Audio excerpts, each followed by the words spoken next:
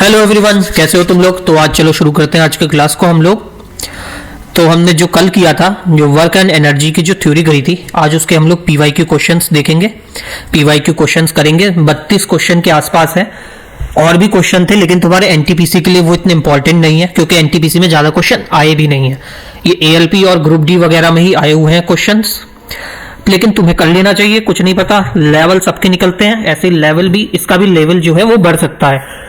तो तुम्हें worst scenario के लिए भी तैयार रहना होगा।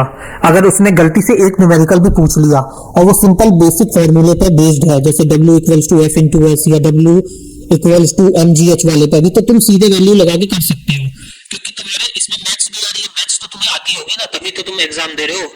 तो ये जब मैथ्स कर सकते हो तुम, मैथ्स में इंटीग्रेशन तो नहीं आता, एडवांस मैथ्स कर सकते हो, मेंसुरेशन वगैरह कर सकते हो। तो इसमें बेसिक कैलकुलेशन से तुम ये जो है न्यूमेरिकल कर सकते हो। और एक दो नंबर जो भी आता है, जितने का भी नंबर का अगर मान लो बाई चांस आ गया, तो तुम्हारे तो वो नंबर बन जाएंगे ना बाकी से, वही लिस्ट में तुम तो आगे बढ़ जाओगे ना कंपटीशन की। ठीक है, तो ये मत समझना कि न्यूमेरिकल है तो छोड़ दो, नहीं, तुम्हें करना पड़ेगा, कर लेना एक बार। ठीक है, और इसकी पीडीएफ जो है तुमको टेलीग्राम ग्रुप पे से मिली जाएगी। चलो शुरू करते हैं पहले क्वेश्चन से। Which of the following can do more work, इसमें से कौन सा जो है ज्यादा काम करता है। A raised hammer, a bullet fired by the gun, a moving stone या अ रोटेशनल व्हील। तो कौन इसमें से ज्यादा काम कर रहा है। रेज्ड हैमर, एक हैमर को जो ऊपर हवा में उठाया जाता है उसने कोई काम किया, क्योंकि वो तो 90 डिग्री का एंगल बना दे रहा है, नीचे जा रहा है ऊपर जा रहा है, तो वहां तो काम हो नहीं रहा है। जैसे हमने एग्जांपल देखा था कुली वाला, वो तो ये तो होगा नहीं। Bullet fired by the gun, हाँ बुलेट को फायर किया तो उसमें काम हुआ, बुलेट ने अपनी डेस्टिनेशन चेंज करी और डिस्टेंस लिया, डिस्प्लेसमेंट हुआ, और जिधर फोर्स लगा है इधर फोर्स लगा बुलेट पे, और बुलेट भी इधर ही निकल के चली गई, तो बुलेट पे तो काम हुआ। ऑप्शन ये हो जाएगा। मूविंग स्टोन नहीं होगा और रोटेशनल व्हील भी नहीं होगा। ठीक है, ये देखो तुम्हारे एएलपी में आया हुआ है और यही ग्रुप डी में आया, दोनों 2018 के क्वेश्चन है। सेकंड क्वेश्चन आ जाता है, a force of 20 newton displaces an object through 2 centimetre and does a work of 20 joules. The angle between the force and displacement is, कितना होगा एंगल। एक फोर्स है, फोर्स दे रखी है 20 न्यूटन की, कितनी दी हमें फोर्स, 20 न्यूटन, 20 न्यूटन फोर्स हमें दे रखी है। उसमें ही जो इसने ऑब्जेक्ट ने जो कवर किया है 2 मीटर, मतलब कि हमारा क्या हो जाएगा, 2 मीटर का जो है डिस्टेंस इसने कवर किया है, h हो जाएगा, 2 मीटर कवर किया है। और जो वर्क हो रहा है W, वर्क कितना हो रहा है, 20 जूल का वर्क हो रहा है। तो इसमें फॉर्मूला क्या लग जाएगा, W इक्वल्स टू, हमें निकालना क्या है, एंगल निकालना है बीच का। तो एंगल वाला फॉर्मूला क्या होता है, W equals to F into D cos theta. क्या होता है, F into D cos theta. W हमें वर्क डन कितना दे रखा है, वर्क ये है ना, वर्क कितना दिया हमें, वर्क दिया है 20 जूल का, और हमें जो फोर्स दिया है वो दी है 20 न्यूटन। इसमें जो है इसकी यूनिट्स का कोई महत्व नहीं होता है, तो यूनिट्स को लिखो ना लिखो वो तो कटनी है, ये आपस में कट जाएंगे। और हमारा जो ऑब्जेक्ट कितने मीटर गया है, डिस्प्लेसमेंट इसका कितना हुआ है, 2 मीटर का, और यहाँ पे लिखना हमें एंगल तो निकालना ही, तो cos थीटा ऐसे लिख देंगे। ये से 20 कट जाएगा, ये वाला 2 जो है इक्वल्स टू के इधर जाएगा, तो ये मल्टीप्लाई में है तो डिवीजन में हो जाएगा, तो ये अपॉन में हो जाएगा, 1/2 cos थीटा हो जाएगा। तो 1/2 cos थीटा तुमने मेंसुरेशन में अपने पढ़ा होगा, ट्रिग्नोमेट्री में तुम्हें पढ़ा होगा कि cos थीटा की वैल्यू जब 1/2 होती है तो थीटा कितना होता है, वहां पे 60 डिग्री होता है थीटा। ठीक, तो ये इसका आंसर आ जाएगा, क्या हो जाएगा इसका आंसर, 60 डिग्री।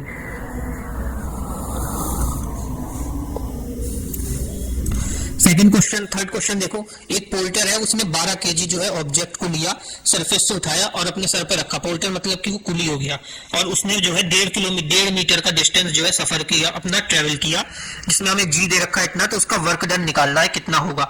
तो वर्क डन कैसे निकालते हैं, जब उसमें ग्रेविटी दे रखी है तो कौन सा फॉर्मूला लगेगा, m इंटू जी इंटू एच लगेगा। इसमें हमारा मास कितना है, कितना समान था, 12 किलो था।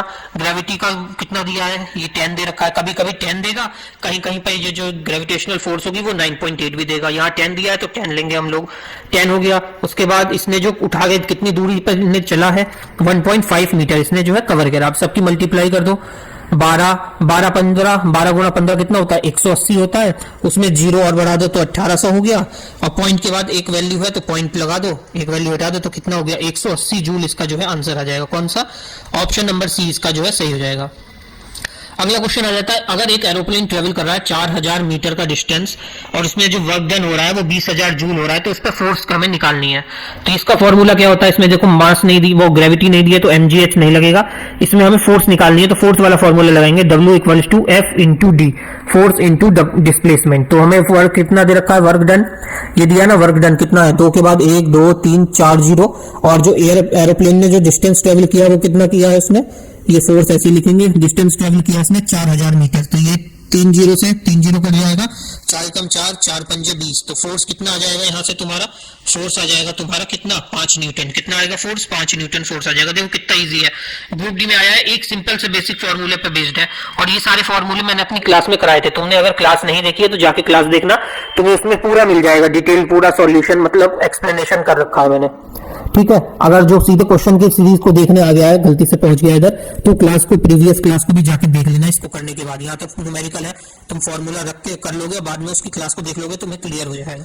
अगला क्वेश्चन आ जाता है हमारे, जो ग्रेविटेशनल पोटेंशियल एनर्जी है of an object, the gravitational potential energy of an object at a point above the ground is defined as work done in, तो उसे कैसे कैसे डिफाइन करते हैं, work done in lifting it from the ground to the point opposite gravity, applying gravitational force on it, keeping it at the center या placing it on the ground of against gravity।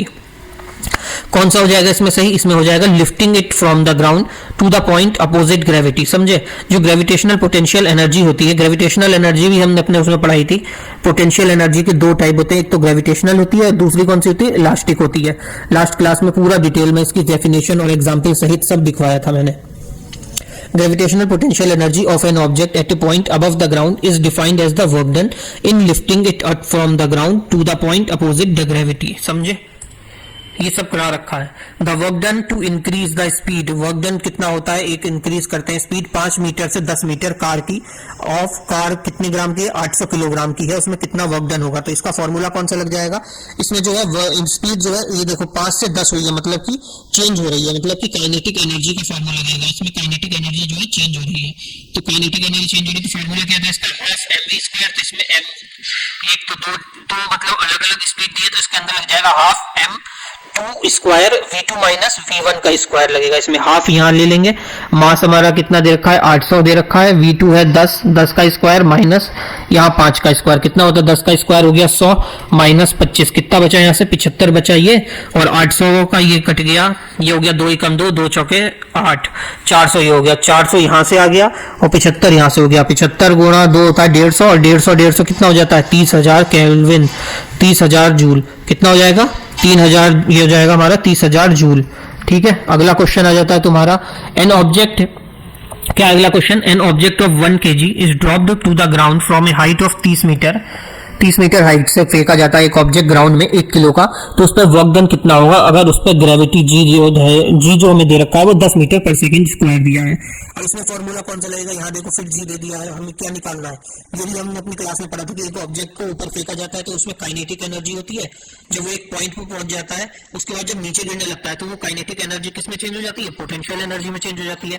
तो यहाँ पे कौन सा formula लगेगा, potential energy वाला लगेगा, क्योंकि ये ड्रॉप हो रहा है, नीचे आ रहा है, तो कौन सा लगेगा, mgh लगेगा, पोटेंशियल एनर्जी का फॉर्मूला लगेगा mgh। मास कितना हमें दे रखा है इसमें 1 किलोग्राम दिया है, हाइट हमें दी है 30, और ये कितना दे रखा है हमें ग्रेविटेशनल 300, तो कितना हो जाएगा 300 हो जाएगा, 300 जूल इसका आंसर हो जाएगा।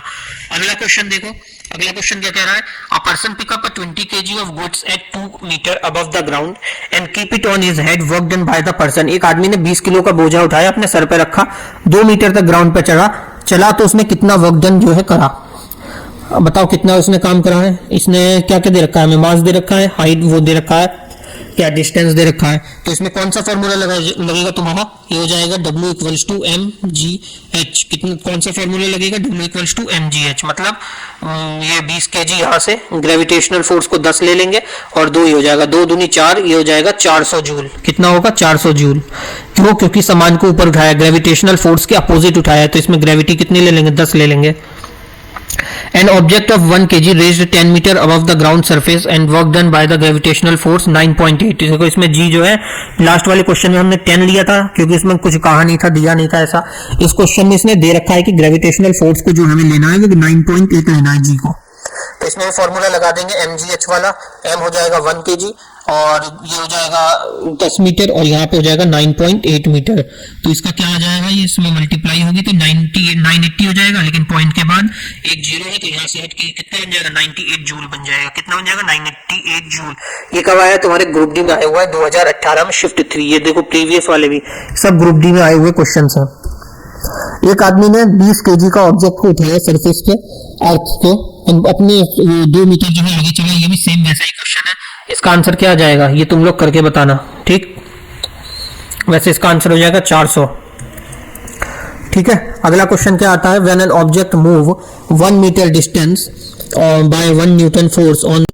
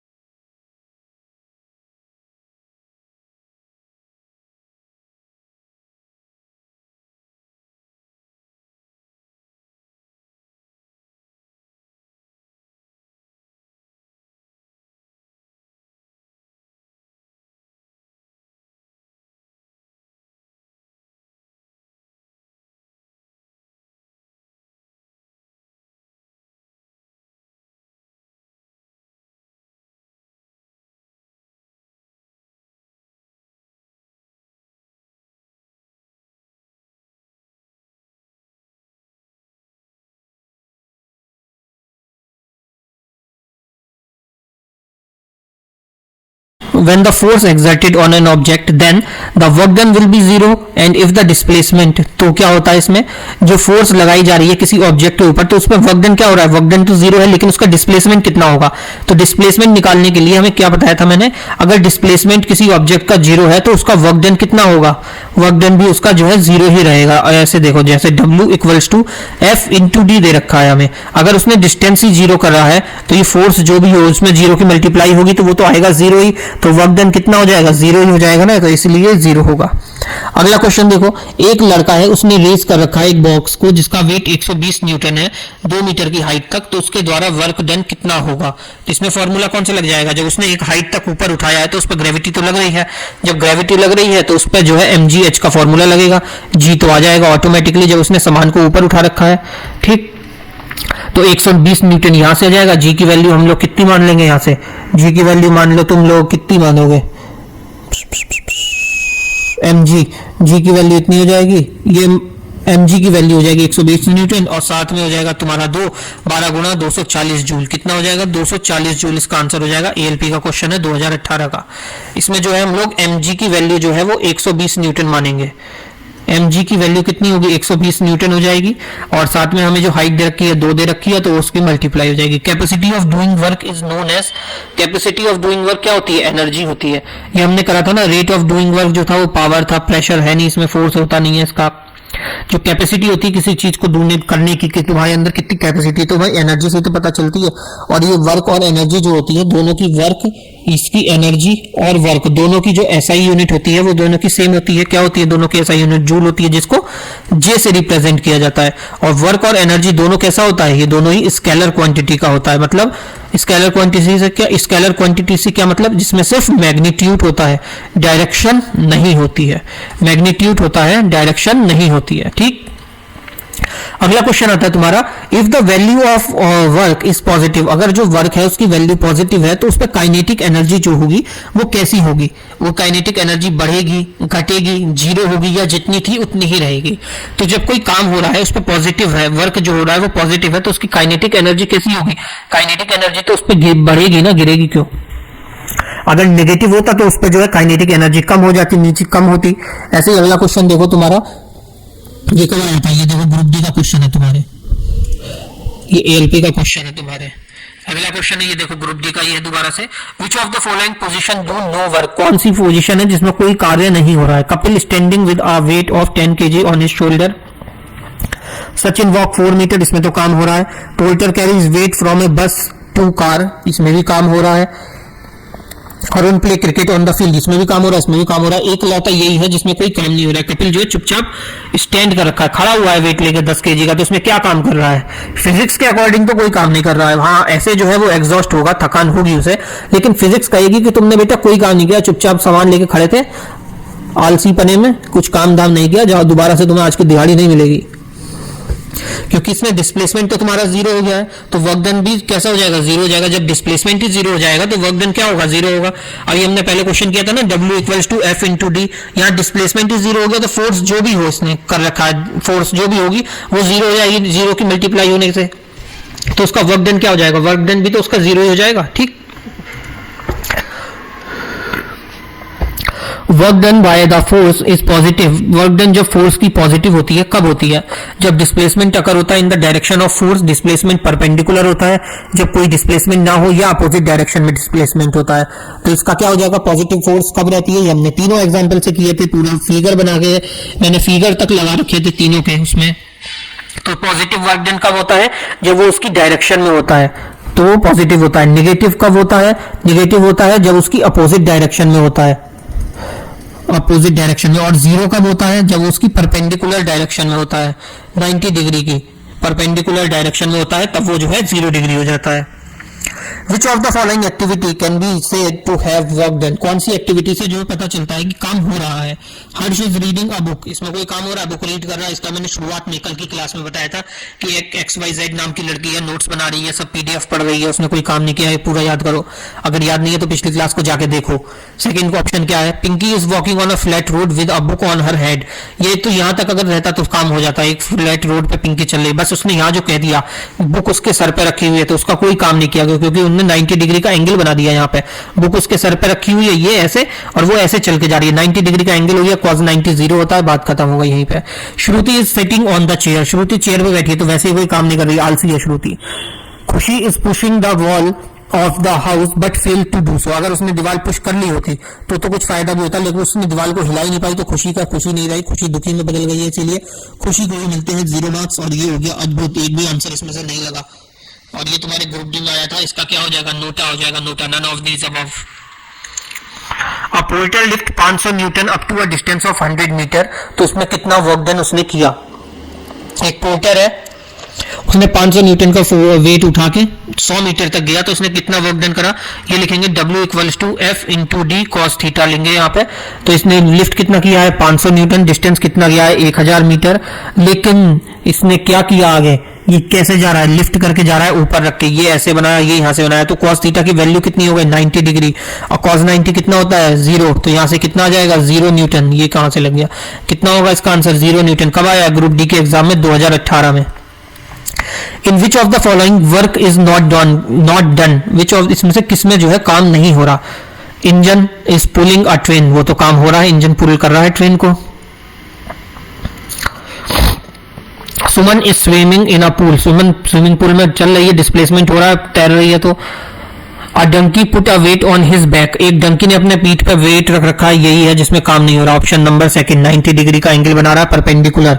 ग्रुप डी का क्वेश्चन है तुम्हारे आया हुआ, देखो तुमने एकदम से सॉल्व कर लिया, अब तुम्हारे दिमाग में बैठ गया होगा कि 90 डिग्री जब बनेगा तब तुम्हारा जो है आंसर जो है उसका 0 हो जाएगा, क्योंकि उसमें कोई मूवमेंट ही नहीं है, 90 डिग्री एंगल बना रहा है, कॉस की 90 0 होता है। एफिशिएंसी क्या होती है? एफिशिएंसी ऑफ वर्क क्या होती है?